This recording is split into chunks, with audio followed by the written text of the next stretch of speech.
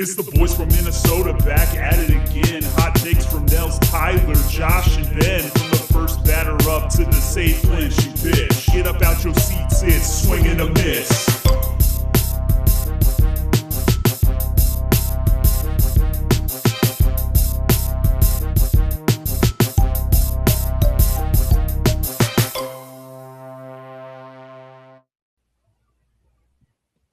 All right, looks like the recording has started. Welcome to an off-week episode of Swing and a Miss, and we have a very special and very interesting interview for you guys today. We are joined by Twins meteorologist Mace Michaels.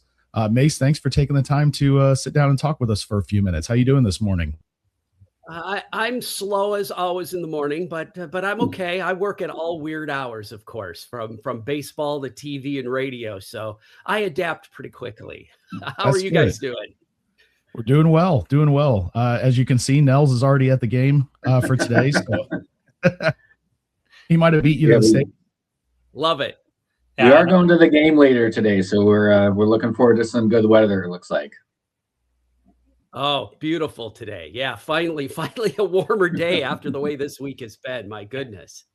I was going to say, I'm no meteorologist, but looking out my window, it looks like a beautiful day for baseball. So, oh, yes, perfect. Finally, the wind is down too, so I think everything will be good today for anything outdoors. Finally. Amazing. Wonderful.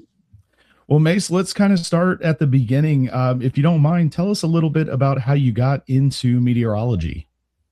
Minnesota kid. Grew up in Crosby by Brainerd, west of Duluth, which then was mining country and very rural. Now is biking country and very resort. It's so different from when I grew up in that part of the state. But I was a Twins fan, and I was intrigued with weather. I think Minnesota's four seasons really is what it got me going when at a very young age, 4 or 5 years old. And I had a grandfather who gave me a little transistor radio. That got me into radio right away. I liked it. And so it kind of just grew from there at a very, very young age. Intrigued in weather, intrigued in media. And I was a huge Twins fan. So for me to be able to do all of those things at once is just a dream come true. And I love it. I'm pretty lucky having the job that I have. Yeah, not all of us get to do something like that. That's awesome. Yeah, it's just fantastic getting to be there at games. And then, of course, here doing it in my home state. It's just a rarity. And I think about that every day when I walk into the park.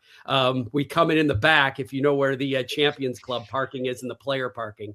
So it's just, a great walk in the stadium and then just getting to go in there and be down close to the field. It's awesome.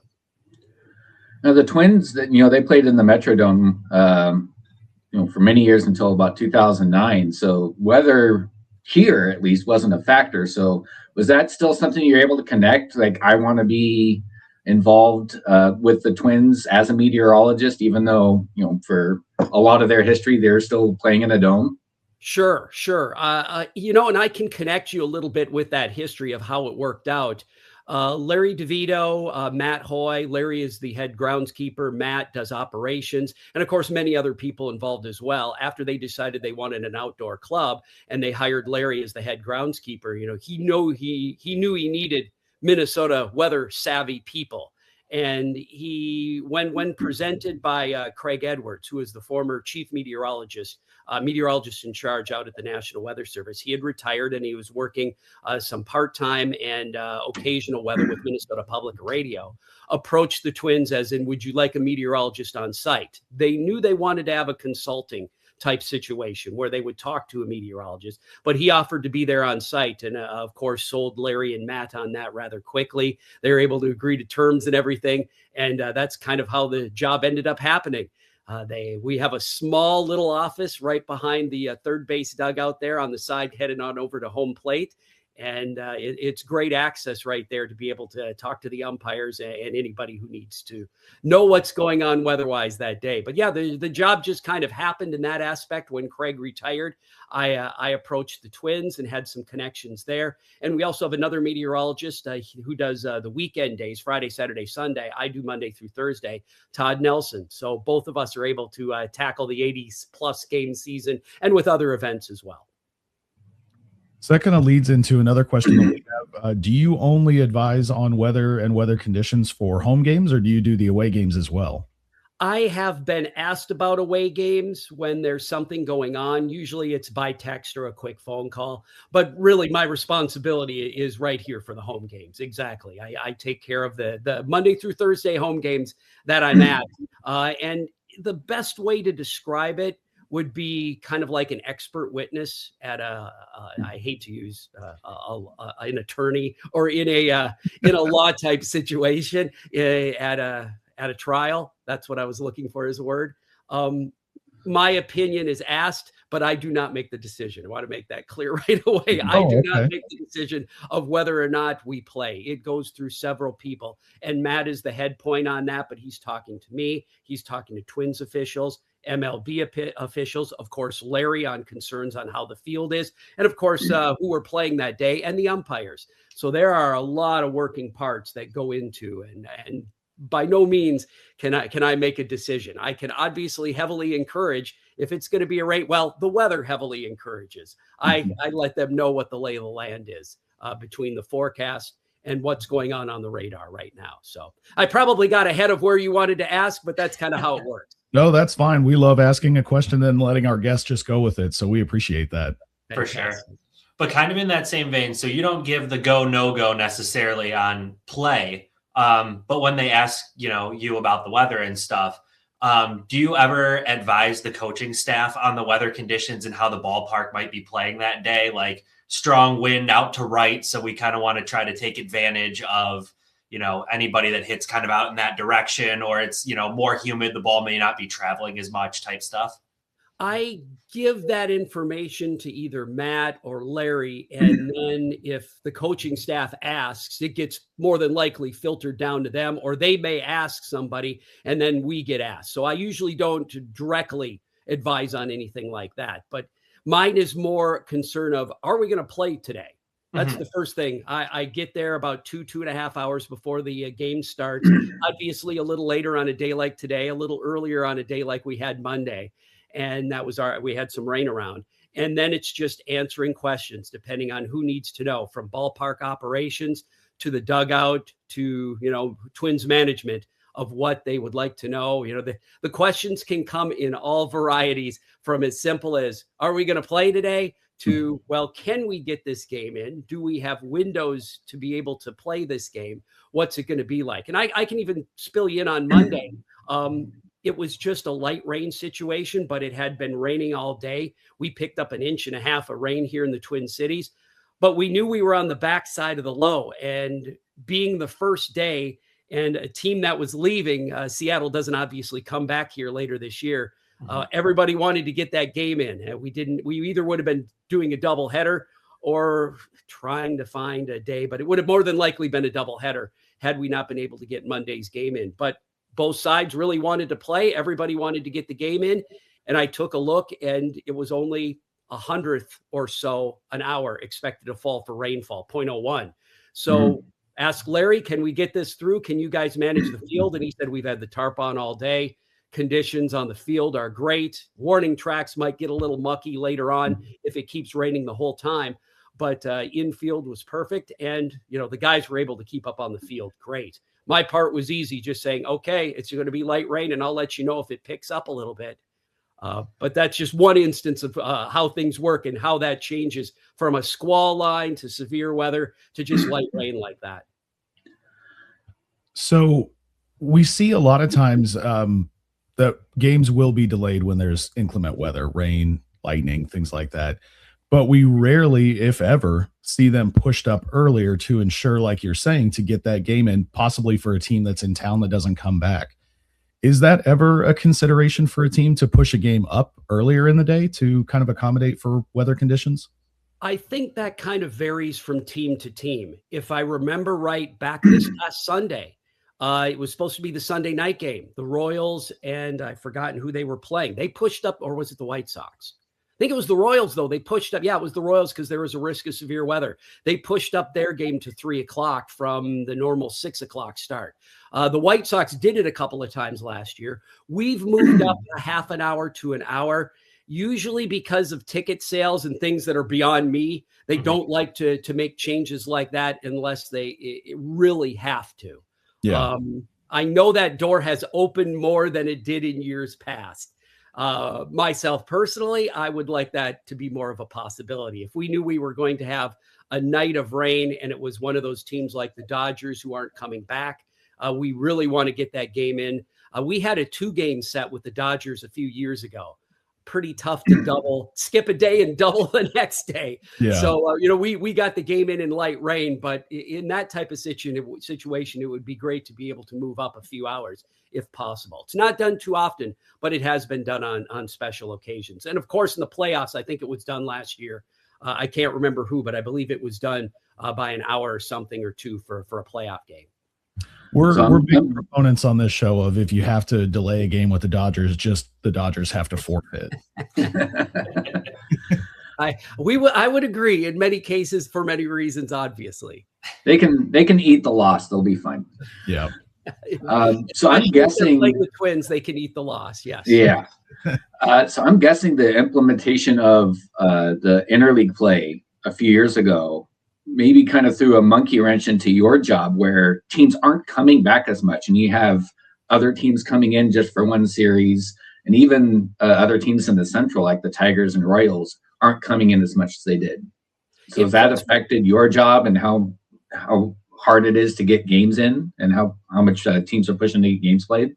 It is definitely on my mind. The schedules usually come out in August or early September, and I can't remember what year it was, 5-6 years ago. I've been doing this for about 10 years. I never even said that. Craig retired after 6 years, and then Todd and I started after 10. Regardless, about 5-6 years ago, the schedule came out in August, and Larry and I are sitting in the office looking, and I went and I looked through it, and I have one series where the team returns. I had all either the AL other divisions or NL teams the whole next year. I was like, wow, that's not going to be a fun year. But thankfully, we only had one postponement where we had to move things around. Weather, thankfully, worked pretty well. But yeah, it's definitely a concern. And it's a bigger concern when you're playing a Monday through Wednesday series and the rain is on Wednesday, because then we really have to get creative to how it is. Usually Wednesday is often the getaway day, so we have a little more flexibility in time. If it's a noon or 12:40 start, we can play with things a little bit later on into the afternoon and evening. 2 years ago, I had a White Sox game that was supposed to start at noon, and I think we ended up starting at 4. But it was getaway day, and you just have to do that sometimes.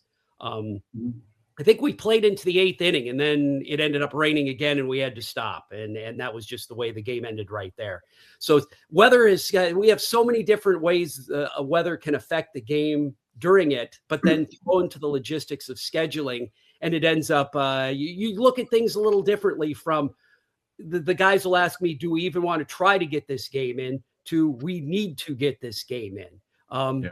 It's a weather decision, but scheduling can really influence it. If we last year, 2 years ago with Rocco, or as last year with Rocco, we had a game where we knew, and the models had done a fantastic job, that we had a pretty good round of severe weather coming, and we ended up having sirens at the station, at the building there at the stadium. So it ended up verifying. But what time is the rain going to arrive, Mace? And it was a team that wasn't coming back in the last game of the series. And I said, hey, can you get me to 8 o'clock? And I said, yeah, we can get to 8 o'clock, but not much more. Maybe 8:10, 8:15 will be generous. And we ended up having to stop at 7:50. Thankfully, it was one line of storms. We waited that out, and about an hour and a half, we were able to pick up. But the last thing we want to do is stop a starting pitcher at inning 3, either side. Yeah. So that was the concern there. We had a 6:40 start, and Rocco and Matt are like, can we get to 8? And I said, that's all you're going to get. And we were able to get through about 5.5 before we had to stop, or just under 5.5. We knew, thankfully, the severe weather was fast moving and was going to pass, and we were able to pick up the game after that. Unfortunately, I think the team we were playing already had scored 5 or 6 on us, so it was a mute point. But that's a whole other part of the things that I'm obviously not involved in. For sure. So obviously, when we think about, I can tell you, I think of it before I forget. We were playing the Astros, and Dallas Keuchel was having his Cy Young year, And we ended up having a storm that came down from the north. If you're familiar with Minnesota, Mille Lacs Lake. And there were some storms that developed about an hour and a half north of us and oddly dove south. And the models really didn't have that. But on a severe weather day, sometime movement and things were all bets were off. And Keuchel was getting ready to pitch. And about 6 o'clock, game was 6:40 start. I run out to Larry and I'm like, here's a line of storms diving south. And they just put the North Metro in a warning because they're moving at 55.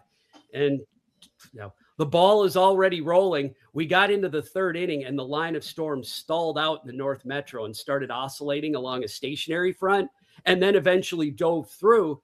But somehow the Twins scored 6 off Keuchel. So it was Astro fans were giving us just a hard time. You started a game that you shouldn't have started. And no, that was not it. It kind of happened on us. MLB, we had been talking to them and they're like, yeah, we didn't see it coming either. They're meteorologists. But, the Twins ended up putting up 5 or 6. Dozier hit a big home run. And we ended up that was back before the continuation rule, before COVID. So that 6 runs just went to poof and they were gone off of the Cy Young winner that year. So that's just sometimes how it works. If there's one thing that has changed for me big time is that continuation rule, that we can pick up the game next year. I don't want to say something good came out of COVID, but a rule change did that. In a case like that, we can do that if we need to, especially for later in the year. It's very useful. August, September, when a team isn't coming back and we're talking playoff races. For sure. Anyway, sorry I interrupted, but it made you're good. Story. You're the star of the show. We're here to listen to you talk. So whenever you need time, that's great. Far from it, but it just led to me thinking of that sometimes fans are like, you're trying to burn our pitcher. No, we're not trying to burn a pitcher. As a baseball fan, I would love to burn some pitchers. If Skubal or Skeens are coming to town, sure, I'd love to do that, but it's not going to. No, we're here to see a baseball game. I want to see those guys pitch. For sure.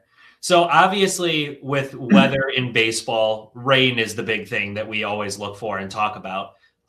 But here in the northern Midwest with an outdoor stadium, we also have the unique instance, especially in early April, where snow can be part of the forecast. What's kind of the difference when you're looking at a snowy day as opposed to a rainy day, because it affects field conditions differently and all that kind of stuff? How does that impact your forecasts and no-goes when it comes to snow early in the year? Sure. I can give you more story time. All right. You'll either enjoy it or you'll be like, oh boy, here he goes again. The blizzard of 2018, if it's the year I remember correctly, if you're no Minnesota, we lost 3 games against the White Sox because snowed all the way from Friday to Saturday, and then obviously not able to get the field and conditions ready on Sunday. That was here at my house. We had 20 something for inches. I believe the airport had 18. And it was a howling blizzard too. I mean, I didn't know if we'd make blizzard criteria, which is visibility under 3/4 of a mile for 3 hours, let alone winds of 35 miles an hour. Those are the criteria. And we had it everywhere in the Twin Cities, let alone at my house, where I could barely see the yard behind me and the lawn. So that was an interesting discussion of how are we going to make up those 3 games? That was still before the schedules had been changed. So we had a little more opportunity to be able to do that. And we were playing the White Sox, so that helped. But when we went to our initial discussions on that Friday, it's like, well, will we be able to get Friday's game in? And Todd and I are like, it's going to rain beforehand. We don't know how much rain, but it could change. It could be sleet and ice. And, weather made its decision for us. We started seeing a mix at about 4 o'clock in the afternoon. So getting in Friday's game was no chance. We knew Saturday it was going to snow all day. And Sunday it was just, can we get the field ready in time? But the snow didn't stop until early Sunday morning. And then there's 18 inches you have to clear out of the stadium. And, that's not going to happen. So in those type of cases, that's an easy decision. We had a Twins opener a few years ago where we knew it was going to snow fairly steadily on Thursday, and we had the makeup day on Friday, the day off between the opener, so you don't burn the opener.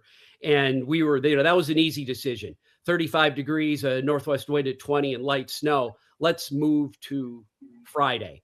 The good thing is Target Field has heating underneath it, underneath the grass. I don't know how Larry had it set up and the magic of that being able to happen. That would be a question he could explain to you if you're ever able to talk to him. So it's not a problem with the snow unless it's a significant amount falling. That was able to be melted away. It was just light snow, but obviously, nobody wanted to have their opener at 35 degrees with constant snow falling. And there's a point to when it snows that, the batter would have trouble seeing the ball. So Sure. You're not going to start a game in that type of situation either. Larry was telling me about a game, and this was before I was here, so I hopefully can remember most of the facts, where we picked up about 6 inches overnight. And Craig, the meteorologist at that time, Craig Edwards, knew that was going to happen. And they just had the guys in at 5, 6 a.m. They ended up doing a split double header, I believe, that day, a 1 o'clock start. We were just talking about it, so I can remember the time talking about, because we were thinking about how long between that split were you able to have in between somebody who wasn't coming back. And I believe they had a 1 o'clock start and a 6 o'clock start. So it was kind of tight, but they were able to do it. Or it might have been 7:10. It was 7:10. Yes. 1:10 and 7:10. But they had the field crew was able to get in, push the 6 inches off. And of course, the warmers underneath the coils, the heating, took care of the rest. And then the folks who have to clear the snow out of the stands, they had the hard job, but getting the big tube out there with the warm water and spraying it off to get the snow out of there. So it kind of depends on the snow situation, if it's just going to be flurries or if it's going to be something heavy. So you're telling me that it wasn't like the Buffalo Bills and they didn't get thousands of fans to volunteer to shovel snow out of the stands? I had the same thought. No, it was thankfully manageable enough that they were able to clear it out the old-fashioned way with the crew that night. They worked all night, and then the grounds crew came in that next morning and able to get the snow out of there. But it was one of those cases where it didn't affect rush hour the night before. It was all overnight into early morning snow, an inch an hour for 6-7 hours, and then it was done. Typical April stuff we can see up here in the north when one quick system blasts through. Those are the worst. Those are the worst nights in Minnesota. You go to bed, there's no snow. You wake up, there's a ton. Yeah, great. And it's April 3rd. Right. You wake up, your back's already hurting, and then you're like, oh no, now I have to shovel all that too? Nothing makes me happier when the calendar, like it just did, flipped over to May, because then I just like, okay, we usually, snow shouldn't happen in May. Yeah. I won't have to worry about that. Let's not jinx it. This year was challenging, because that's what I was thinking. The Twins had a ton of home games. 19, I think, is what's sticking in my head between Todd and myself. So and the opener didn't have a backup day. So we were like, yeah, this is going to be a month, but here we are. We got through it. We got through it without any problems. Very good. So Mace, I'm curious, in your time doing this, when you advise during the games and you're giving your opinion, like you said, it goes through multiple layers before a decision's been made. But I'm curious if you can remember a time, and you don't have to name names if the answer is yes, but has there ever been an opposing manager or even members of the Twins organization, the players or the managerial team, who push back on whether your recommendation or Major League Baseball's recommendation to postpone or delay? I wouldn't say a pushback. Asked questions, and usually actually it's umpires who are the most not tough, but they really want to know what's going to happen. They're obviously the one, once that first pitch is thrown, they are making the decision. So they appreciate the updates, and I wouldn't say pushback, but can be the hardest in asking questions. Are you sure what's going to happen? I'm going to talk to my guy, and many guys I've talked, respectfully, I'm going to call the, our union, who has a weather firm that represent us. I'm going to call MLB, who has a different company they consult with. And sometimes they do it right in front of me. And, that's fine. I completely understand that and respect that. They want the volume of all opinions and information coming in. So when they're out there making a decision of when this line of rain is going to move in, I can think of many instances of where we've had fun little discussions in the office. My second week, the Brewers were here, and that was Craig Counsell, and would have been before Rocco. So it was Paul Molitor. I had Paul Molitor and Craig Counsell in the office in a rain delay in the 6th inning, and both of them going, "Are we going to get this game back going?" And I was like, probably not, guys. And the umpiring crew, they're making their call, and the head umpire, who I've forgotten who was in that game, Mike, but I can't think of his last name. He's calling New York, and they're like, yeah, you want to wait 3 hours before this rain ends? So decided to bag the game after this. I believe we got through 6.5. So it was well into it, and the Twins were ahead. So hey, the weather team, we gotta win. But there was a night where we had some pop-up showers that popped up right before the game started, and it was the Twins and Rays. So it was interesting to have Kevin Cash and Rocco in there together, who are, of course, together coached when they were out to the Rays. So they were back going, what's going on? Why? It's like, this is just a 10-minute pop-up shower. Yeah, but we had the guys warming up. And I'm like, it wasn't there 20 minutes ago. Yeah. And it just glanced us enough to where you didn't want to start in a moderate rain if it was going to quit raining 5 minutes later. And that's what it did. So I'm explaining to them, and they're just like, no, Mace, when's it stopping? And I 7:20. Great. Boom. We or 12:20. It was a day game. So 12:20 from a 12:10 start. And they're like, great. We'll start in 10 minutes. 10 minutes really makes a big difference, right?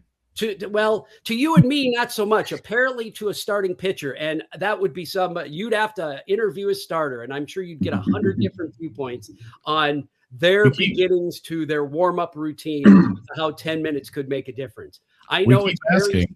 It is. And you would get, like I say, all different opinions. I know the hardest decision is, it's going to rain soon. Are we going to start this game?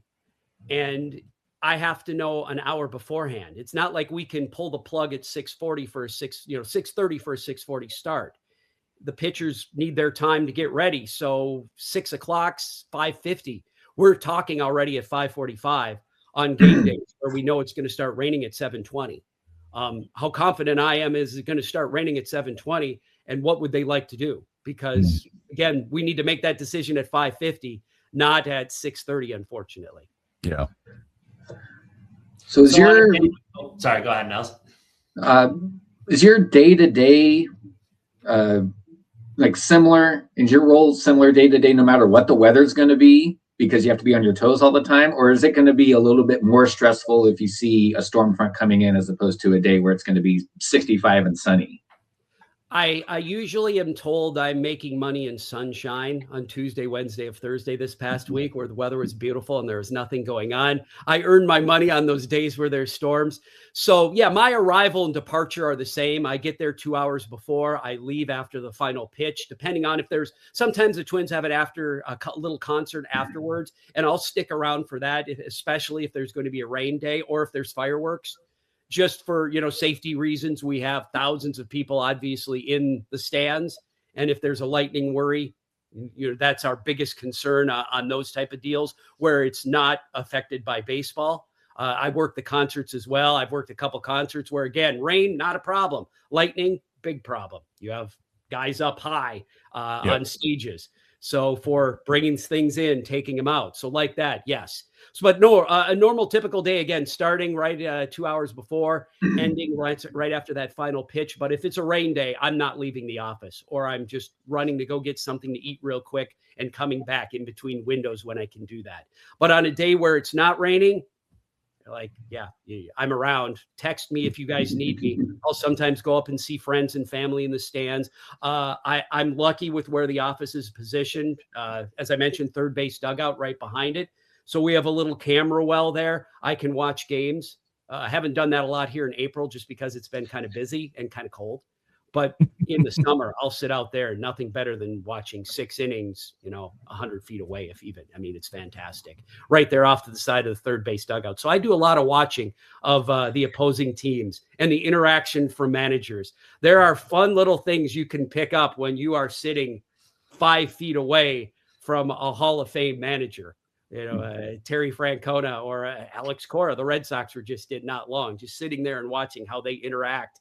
And you can tell sometimes when one of the guys think they have something on a pitcher. There's a lot of whispering that goes on real quietly. They think they have a tell on a pitcher out there, what he might be doing with his curveball. So you get to watch those interactions close up. And as a baseball fan, as a Twins fan, there's nothing better than getting to see that little inside to the game that unfortunately somebody who's sitting only 10 rows up might not be able to see those small little interactions. So that's just fun to me as a baseball fan. No doubt. Go ahead, man. I was just going to say it would be great if we could do a show from that little well next to the third base dugout. Yeah. That'd be amazing. That would be fun. Unfortunately, it's about 3 feet by 6 feet. It's the smallest. We're lucky to fit 3 people in there on a rain delay game. But yeah, in the camera well would be fun, but it's always full of people. Now with TV and technology, a little different. We no longer have a camera in there. Well, we do, but it's a robotic. It's a remote cam. So cool. There's not obviously that big physical, old, huge camera that is normally used to be in there for years and years and years. But usually it's press, photographers, AP, Star Tribune, Pioneer Press, any type of national that might be in there. That's usually who's down there in the camera well. And then, of course, security, grounds crew, and then sometimes radio and TV folks come funneling through there to get to their next location. It's a great location. I'm spoiled, and I know it every day when I'm there. Oh, I should say the MLB folks are there as well for the replay crew. You have to have, of course, the person you'd see who'd run out there with the headset on and talk. They don't do that any longer, but they are still sitting there if there's a communications problem. So MLB always has somebody in that camera well. And then occasionally, if you're lucky and playing the Mariners, you'll get a Randy Johnson or a Ken Griffey Jr. stationed in there with their cameras. You can. It hasn't happened since I've been down there, but you can have that for sure. But yeah, we get all different types of media that come funneling through there depending on the situation. Yes. Very cool. I was going to say we'll all go on diets and squeeze real tight if we need to get into that little well. We'll be all right. That would be fun. For that, we might need another season or two to get ourselves in shape, though, Ben. Yeah, we got to get a few more followers before we reach that level, I guess. It's so unique being able to be there, and again, as a fan, having field access. I quite often before every game, and you can boo at me. Your listeners, your viewers might boo at me, but I take a walk around the field almost every game just to do it as a baseball fan, so I can.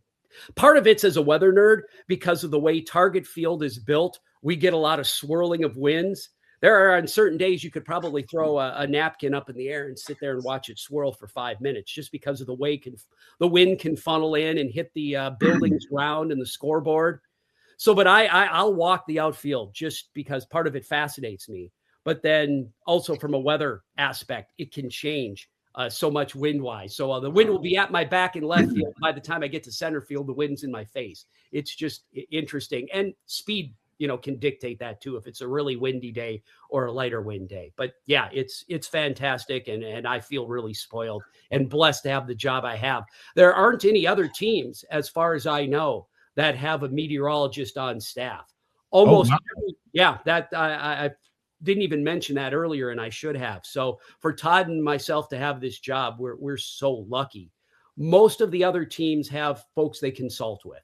Almost every team has somebody they call, whether it's the same. I believe the Phillies have I don't know if he still works for them, but Larry said the Phillies have the same meteorologist they call all the time, and he's at home or can easily be, contacted. He knows on what days he needs to be at home watching his our stuff. But most teams have either a couple of meteorologists or a consulting group they deal with, which is the same like MLB does and the umpires crew and the union. They have a group they talk to, but the Twins are a rarity, and it fits where we're located up here up north. Yep. Well, Mace, you definitely have an incredibly interesting job, and I think I can speak for Nels and Josh and our other member as well, Tyler. If we have the opportunity to do what you do, we would absolutely go walk the grounds every day that we could. That's a perk of the job you got to take advantage of, right? I am, and I do. I try not to make an appearance on a rain game. So that's the last thing I want to do. But I've ran out during a couple of at-bats. Here, I'll give you 2 more quick fun stories. There was one story where the umpire was older school umpire. Just like I said, I won't name names. He was not wanting to stop. And Larry was like, the rain is coming, but it wasn't raining yet. And we knew when the rain started, it was faucet. So getting that field covered within the first minute was going to be critical because we had another game tomorrow. And if the rain even stopped, which was kind of a question, and it did for us, thankfully we were able to pick back up, but we didn't want to burn the field for the rest of the night. And then, of course, it was going to be a very humid situation. So whether or not we knew the field would drain, but the dirt, it would just be wet for the next day. And we didn't want that. So I ended up going up the stairs and like, hello, Mr. Umpire of whoever I was working with that day. Here's the radar on my phone. Larry, it is going to start. And thankfully Larry's like, pull the tarp. And 30 seconds to 2 minutes later, it just started pouring. There was also, I had a fail.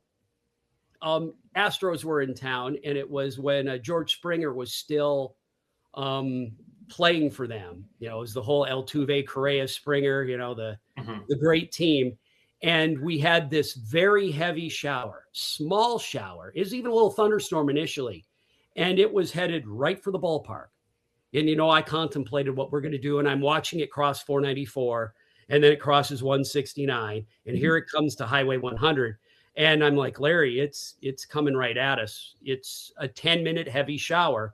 It's probably tarpable. It's not going to last long. And so he's getting the crew ready. I think it was Hunter Wendelstedt behind home plate. I don't know if he was the crew chief, but he was behind home plate. So Larry was letting him know, and it starts raining. And so pull the tarp right in the middle of Springer's at bat. And the Twins were up. I don't remember. We were up a couple of runs. Springer had the bases loaded. It was like a 1-2 count. And Springer was annoyed. And obviously, who was coaching for them at that time?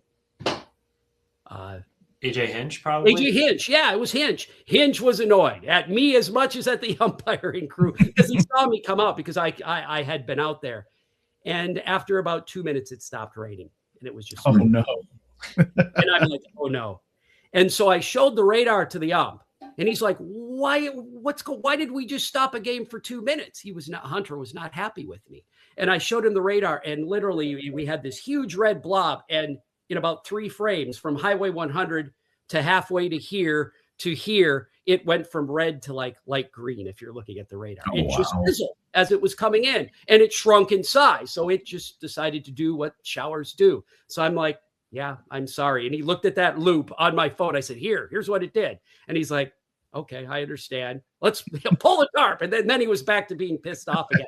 Pull the tarp. And then Springer comes out. And then of course, Springer cleared the bases with whatever, that was a weather fail that day. I felt like, but maybe he would have struck him out had the rain held off, or I'd not told the umpires. I don't know, but there are little stories like that come into play. So sometimes I wish I wasn't as close to the field.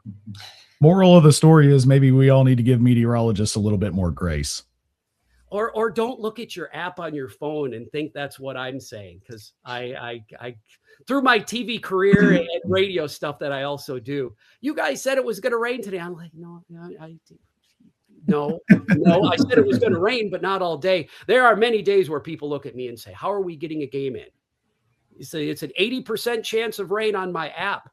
It's not going to rain between 6 and 9. That's what I didn't worry about. I don't care if it rains all day, but it's not going to rain between 6 and 9 o'clock. So right. Yeah, it's really that window. And we have played many games where the rain has either stopped or just missed us here in the Metro on a day where it looked like it was going to pour all day. So those are victories. I try to remember those as opposed to the ones like that Springer at bat. Right. I'm sure you have much better equipment than the apps on our phone that you rely on. The apps on the phone have caught up to where a lot of the equipment was 10 or 12 years ago. I mean, you can get a really specific app called Radar Scope on your phone now that is just taking the raw data from the National Weather Service radars, and you can get really close in stuff. That's kind of like my third backup. If the internet fails, if there's, we had a power outage on opening day and it was raining. Yep. Right away, I'm like, well, we have the phone. That's my third backup. So I still had cellular data, and that the apps are really good. But yes, we use a storm chasing program called Gibson Ridge. The storm chasers use it out in the field when they are chasing, and it's been kind of the industry radar standard for years and years and years. And that's what we have in the office. And I can zoom in with high level and look at all levels of type of radar data. And I sit there old school. How far did this storm move in the last half hour or hour? And then that gives me, I back it up to see how long before it'll hit us. And, we're interested in minutes if it's the game is already underway. Yeah. Last thing I want is, again, another Springer situation and have it stop 3 or 4 minutes ahead. It can happen, but there are times where I'm yelling out of the office to Al, one of the groundskeepers he was the head groundskeeper in the Metrodome, but he worked with the Twins back when they were at the Met. So he's got more stories than I could ever give you. And I'll yell to him, and then he'll yell to Larry, and then Larry will yell up to the umpire. We have 3 minutes, in between bats. We have 2 minutes just because we're trying to get that last at bat in before we have to interrupt the game. Yeah. Well, we use this as an opportunity to invite George Springer to join the show and talk about the time that the Twins interrupted your at bat. Even worse, he was on my fantasy baseball team at that time. We have a friends and family fantasy baseball, and I had drafted him, and he was having obviously a great year. I'm like, oh, well, this goes on many levels. Yeah, that's a great story. Does that ever influence your go no go? When you've got you're starting pitchers on the mound on your fantasy team, and you're like, I need to get another inning out of him. It's more concerning than I can remember to put whoever down if I know the game's going to be canceled. Put up somebody else. Yes, that's great. Well, Mace, we can't thank you enough for your time today. This was a really interesting interview. I know I learned a lot. I don't know anything about weather and how it impacts things and really what goes into the decision behind what you do on a day-to-day basis. So thank you so much for taking the time to join us. We really appreciate it. Of course. Happy guys. Happy to, give you a little insight of what goes on behind. And, if you ever want to chat again, let me know. I'm sure I'll have more stories for you by then after this season and who knows what down the road. We'd love to. Yeah, sounds good. And hopefully you have one of those easy days today, as it looks like it's going to be nice and sunny. Yeah, Todd has today, and he's got a great one. And hopefully May is quieter. That's all I ask, a quiet May so we can get into the summer. We'll see if we can. We'll see if we can find Todd and see if we can get down into that little camera well. Yeah. Look for Todd Nelson. Say Mace recommended. Come on down. There you go. Thank you so much, Mace. We appreciate it. Happy to be here.